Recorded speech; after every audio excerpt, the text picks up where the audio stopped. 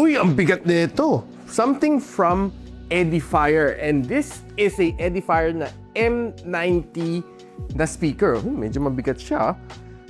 Medyo malaman. So, tara, samahan niyo ako. Unbox natin. Let's see how good this one is.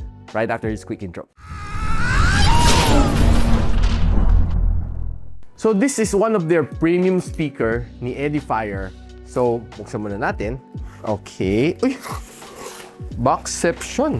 A box within a box. So, dalawang box. Ayan, unbox na naman. So, ang in-order natin is the Nor Black. I-prepare natin together with our PC setup. So, baliktarin ko na lang para mabilis ang buhay natin. Yun, no? Haha! Oops! So, ito ang design niya. Kita nyo, no? Mukhang legitly good, ah. Perfect din sa aking black na case ni Sama. So, meron siyang high-res audio, high-res wireless audio, and may LDAC pa siya. So, Katerle, ito na. Uy!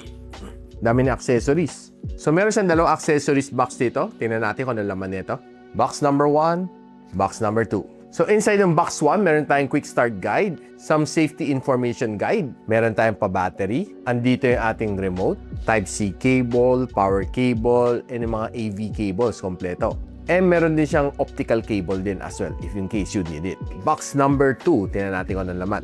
This is basically a long cable that connects the two speaker. Mahaba to, ah. I think at least 3 meters siguro to. So yung dalawang speaker natin, balot na balot, no? We see, maganda ka ng packaging, ah, in fairness. So taking out the good stuff, uy, ito yung tsura ng ating first speaker. Ito yung walang laman sa likod, no? Basically, yun yung long cable natin na manggagaling sa speaker number 1. We got some pack silica. Silica gel pala. Huwag niyong kakainin to, ha? Opening speaker number 2. Ayun. Actually, ito yung first speaker dapat, no? Same lang kanyang itsura sa harap. Pero sa likod, kompletong-kompleto siya. May rubber boots din sa ilalim.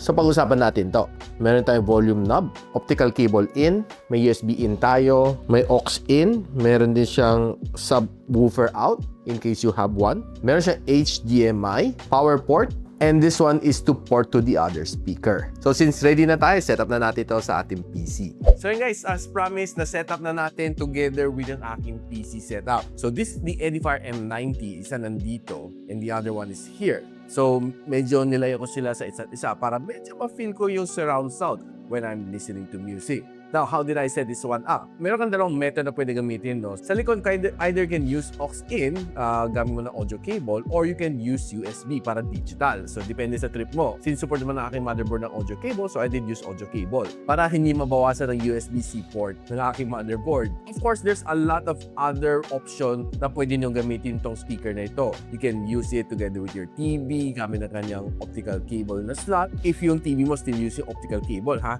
But one thing na nagustuhan ko sa is that meron siyang HDMI port. So itong HDMI in, pwede mo diretso galing sa TV, sa iyong different consoles to give you a better sound. Lalo kung TV, no, hindi mo masyado trip yung sounds galing sa iyong TV, you can upgrade yung sounds within 100 watts from Edifier M90. Now, syempre, there are times na siguro kung meron kang speaker na mas maganda sa inyong TV before, you want to go compact with this one's Edifier M90, you can still put in a subwoofer. Meron siyang subwoofer out dito para to give you a better combo, no? Of course, I would say na itong dalawang speaker na ito already is good enough para sa listening experience. But of course, there are some people na medyo mas maselan kunti sa sounds, you want subwoofer. So, this one, ready to. Pwede mo kapitan ng subwoofer in case you want it. Now, one thing that I like dito sa Kines, meron siyang kasamang remote control. Now, of course, syempre, gusto mo lahat ng keyboards nakakabit sa likod, no? So, all you need to do is just press dito sa mga buttons kung which port ang gusto mong gamitin. May USB, HDMI, nandyan ang kanyang optical or yung aux cable mo. Pili ka lang, no, kung which port ang gamitin mo, doon na kukunin yung source ng sound. Now, one good thing din is meron din siyang Bluetooth capability. Switch mo sa Bluetooth, connect mo yung smartphone mo, magpatugtog ka, pwede. So, we'll try that one out later. So, another option na pwede nyo gawin is to use yung Edifier nyo na connects na app sa inyong smartphone. Now, you have to go to settings and connect mo lang to, no? M90, just pair and go back here. Magko-connect na siya.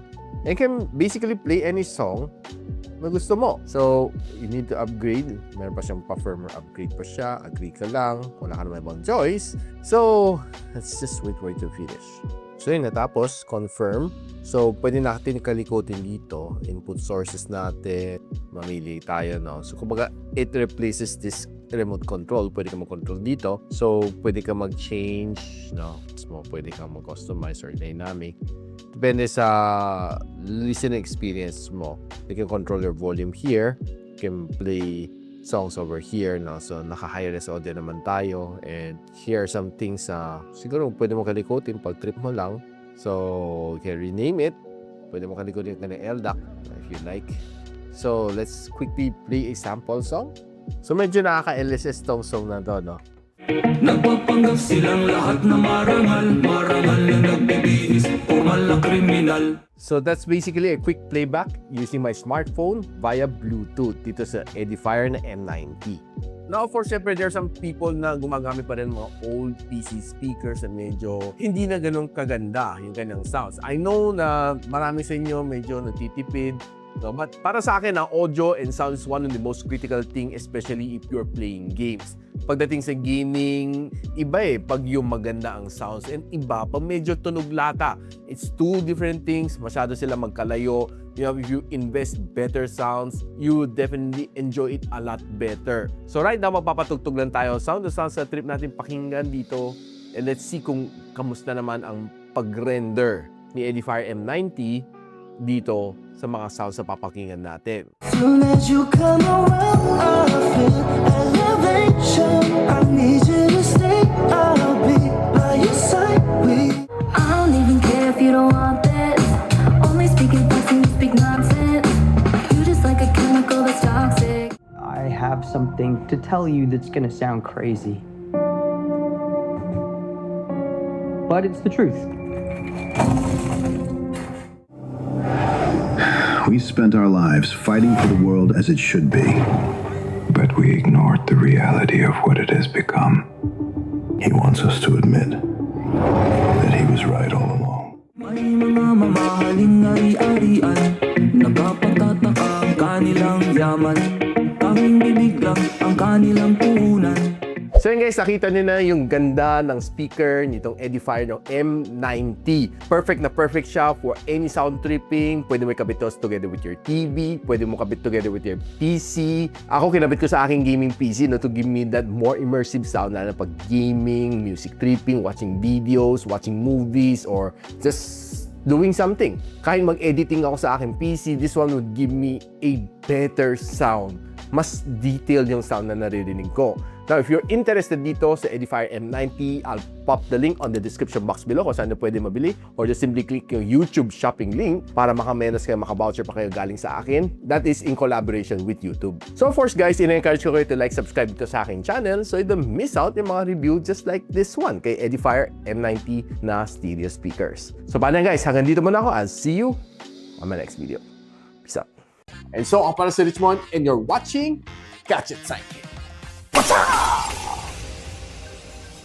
Like and subscribe to my channel.